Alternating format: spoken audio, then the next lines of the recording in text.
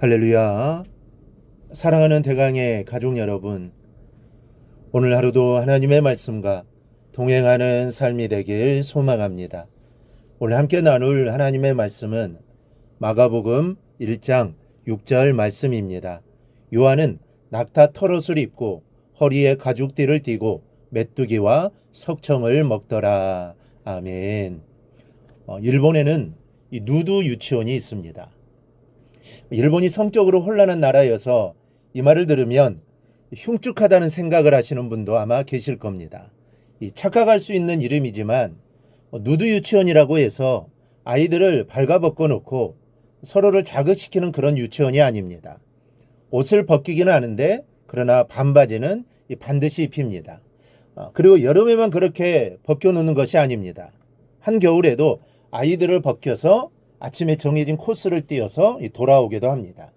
누드 유치원의 목적은 아이들을 강하고 건강하게 키우는 겁니다. 아이들이 안쓰러워서 그런 유치원에 어떻게 보내느냐고 생각하실지 모르지만 이 유치원은 어머니들에게 인기 만점이랍니다. 이 사는 형편이 좋아지면서 부모들은 아이들을 꼭꼭 싸서 기르려고 합니다. 한겨울에는 말 그대로 완전무장을 시키죠. 이 바람이라도 거슬러 치면 눈만 보이게 만들어 놓습니다. 이것은 과잉보호입니다. 그래서 요즘 아이들은 이 덩치는 장군만한데 점점 약해집니다. 때로는 아이들을 춥게도 길러야 하는 것이죠. 그래야 더 건강합니다. 어려운 일도 맡겨보고 또 눈물이 쏙 빠지도록 고생도 시켜봐야 합니다. 그래야 사람이 됩니다. 아이들만 그런 것이 아닙니다. 나 자신에 대해서도 우리는 때론 냉혹할 수 있어야 합니다. 남에게는 강하면서도 자신에게는 약한 사람이 있는데 이런 사람은 아무것도 할 수 없는 사람입니다. 사람은 자신에게 강해야 합니다. 신앙생활도 스스로 강하게 훈련시키는 모습이 필요합니다. 그렇지 않으면 신앙적으로 어려움을 당하거나 고난을 당하면 쉽게 무너져 내립니다. 절망하게 되고 심지어는 하나님을 떠나가기도 합니다. 그렇지 않기 위해서 우리의 신앙도 강하게 훈련되어야 합니다. 그래야 어려움을 만날 때 이겨나가며 승리할 수 있게 되는 겁니다. 그러니 스스로 자신의 신앙을 점검해보고 신앙의 훈련을 강하게 할 수 있기를 바랍니다. 그 신앙이 어려울 때 나를 살리게 될 겁니다. 오늘 본문은 세례 요한이 광야에서 약대 털옷을 입고 가죽띠를 띠고 메뚜기의 석청을 먹으며 생활했다라고 말씀합니다. 이러한 요한의 모습에서 날로 신앙과 심성이 연약해져만 가는 우리들이 배워야 할 것이 많습니다. 첫째, 요한은 스스로 광야로 나간 사람입니다.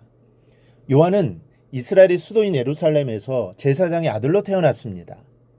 신정국가였던 이스라엘에서 하나님을 섬기는 제사장의 아들로 태어난다는 것은 대단한 특권이고 축복입니다.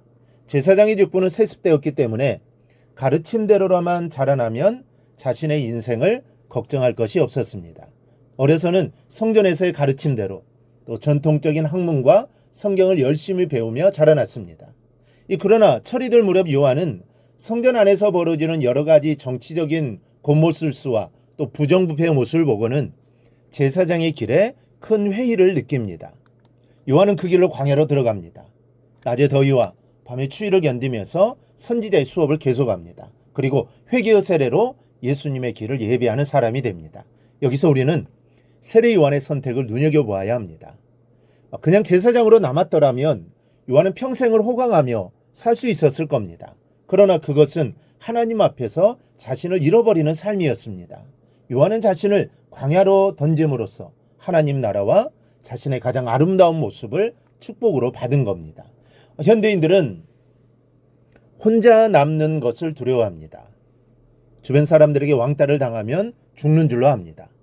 내 자식이 왕따 당하는 것이 두려워 마음이 없으면서도 남의 집 아이들이 하는 것이면 다 시킵니다. 여러분, 사람은 저마다 가야 할 길이 있고 해야 할 일이 있습니다. 신앙 양심상 하지 말아야 할 일, 잊지 말아야 할 자리라면 때론 자신을 혼자인 곳으로 서게 하는 용기가 필요합니다. 인간관계 때문에 함께 망하는 자리로 갈 수는 없기 때문입니다.